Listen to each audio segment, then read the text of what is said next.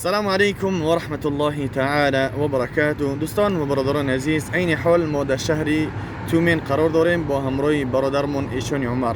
انشاءالله که ویدیو را تا آخر تماشا کنین و زیر همین ویدیو کانال ایشان عمر موندگی است. بخواین که از حدیث های نبی صلی الله علیه و سلم مخبر شین، بدرین و بونشین. انشاءالله که همه حدیث ها با فکت دلیل، یعنی با تمامی حجتاش انشاءالله برای شما نقل میکنم. انشاءالله که واضح حدیث های نبی صلی الله علیه و سلم برای شما مطرح میکنه. مهر و محبت برادری. فرمایشان عمر. بسم الله الرحمن الرحیم. الحمد لله و الصلاة والسلام علی رسول الله. اما بعد، السلام علیکم و رحمت الله و برکاته. برادران عزیز و شما چگونه که میبینید درستید، ما با همراه ایشان بخاری هستیم. الله عزوجل نگهدارشان باشن. لطف فرمودن به شهر ما آمدن. درباره اخوت و برادری برادران عزیزم، الله عزوجل در قرآن عظیم الشأن ما را برادر خوانده است.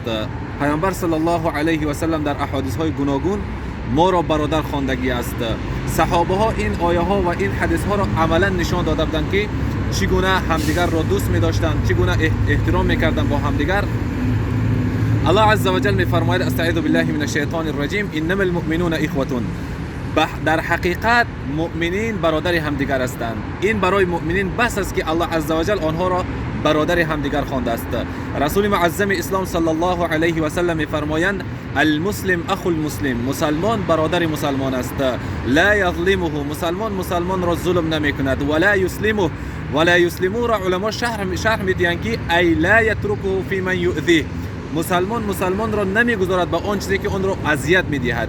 یعنی مسلمان در بالای یک مسلمان یک مشکل را وقتی که دید میآید و آن مشکل را کار میکند، به قدر توانش از سر یک مسلمان دیگر دور میکند. چگونه ای که ایشان قاری از شهر دور آمدن برای بعضی از مسلمان ها را چیکار کردن؟ خواندن تا اینکه آن جن هایی که غم میدن آنها را تبابت کنند.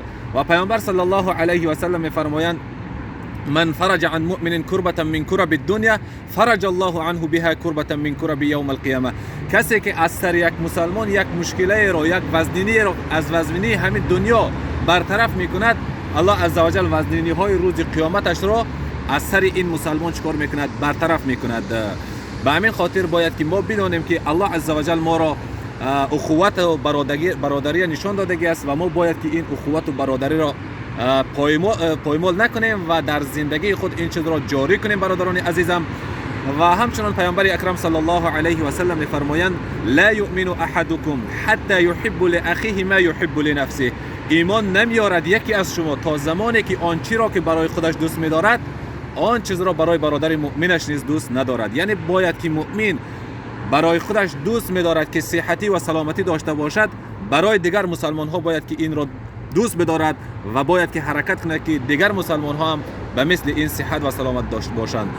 وقتی که مؤمن میخواهد که در بالای خودش یگان مشکل نیاید، باید که دوست بدارد که در بالای دیگر مسلمان ها هم یگان مشکلی نیاید. سخن را کوتاه میکنیم. از شما خواهش میکنم برادران عزیزم در حق ما دعاگو باشید.